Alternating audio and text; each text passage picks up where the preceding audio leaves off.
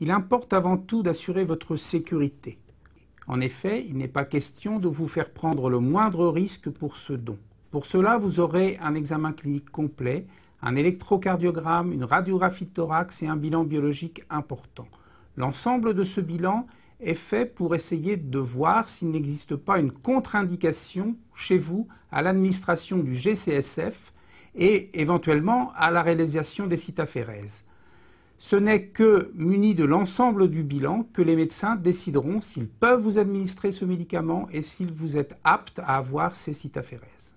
Parmi les examens qui vont être réalisés, un certain nombre ont trait au statut de votre organisme par rapport au virus que vous auriez pu rencontrer. Ces examens doivent légalement avoir moins de 30 jours entre le bilan qui est réalisé aujourd'hui et la date de la greffe.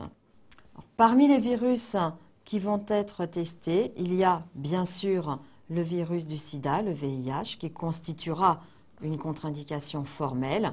C'est une vérification de principe, mais auquel nous nous devons, bien sûr, de pouvoir répondre. Les virus qui justifient une modalité d'adaptation, ce sont essentiellement les virus de l'hépatite B, le virus de l'hépatite C, l'agent de la syphilis.